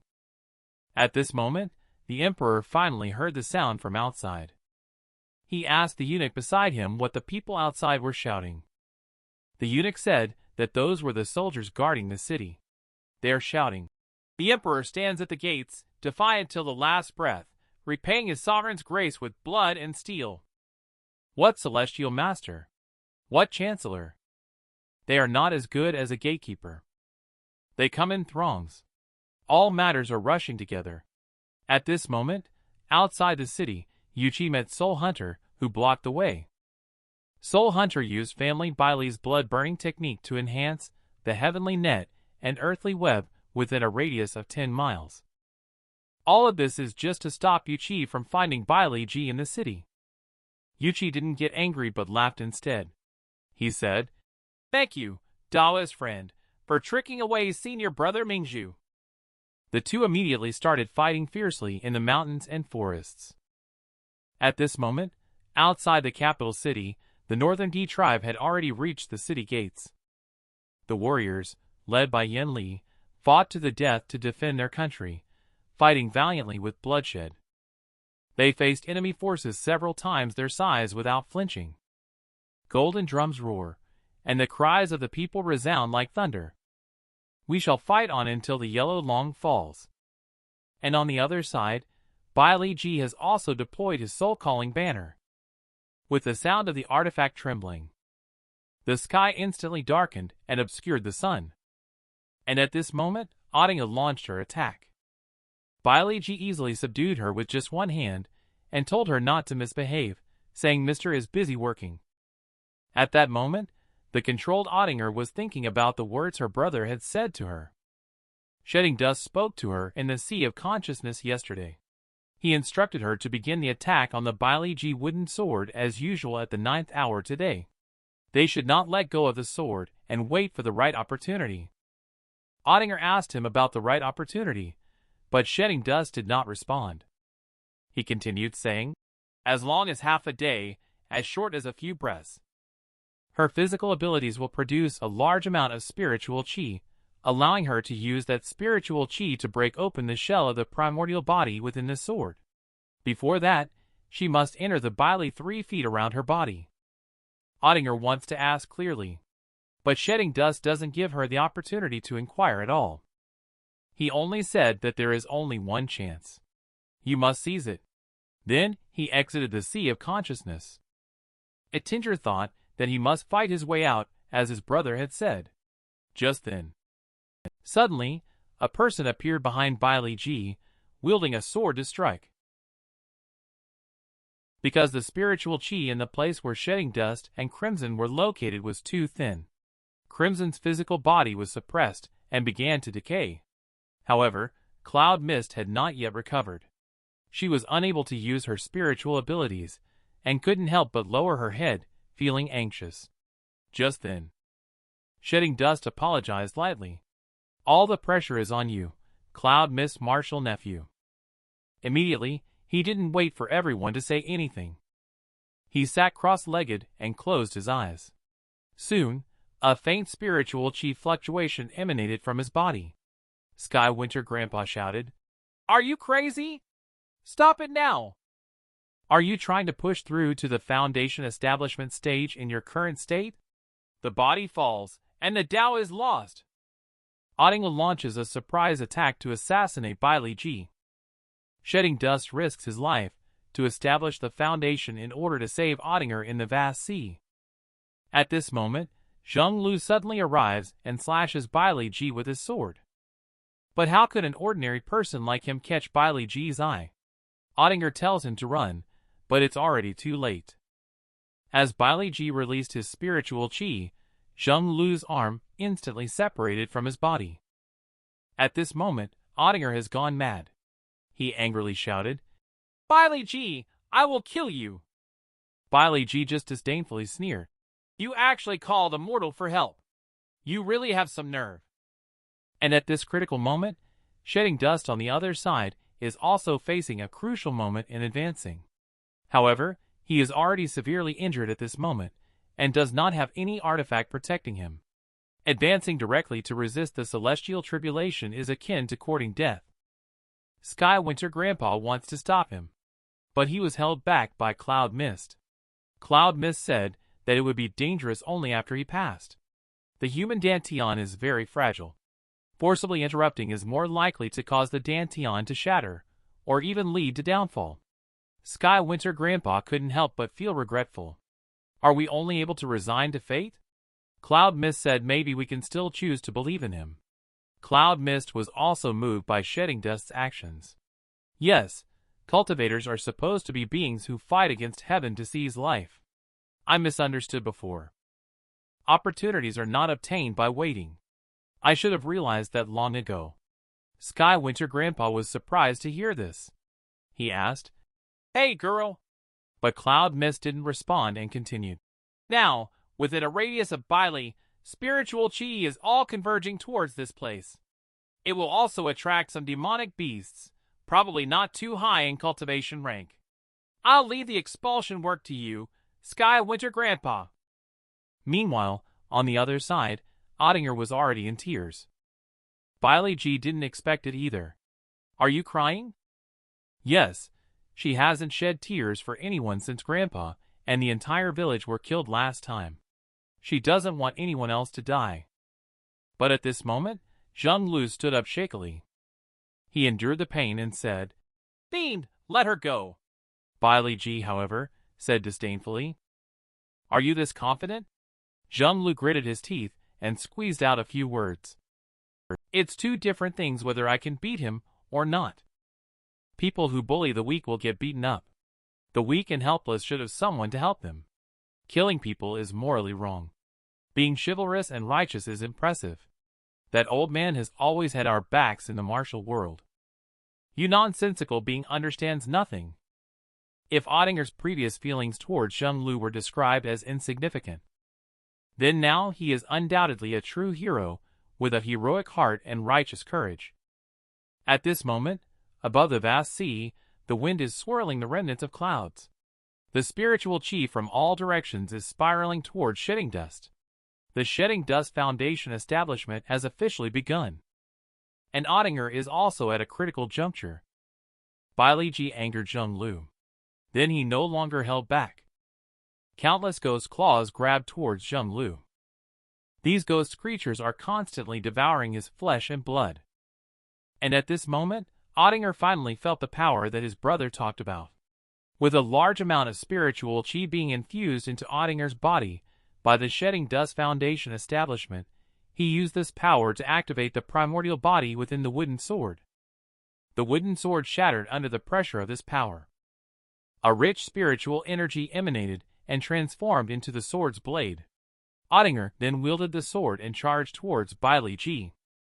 As the blade penetrated Bailey G's body, his spiritual weapon also began to shatter inch by inch.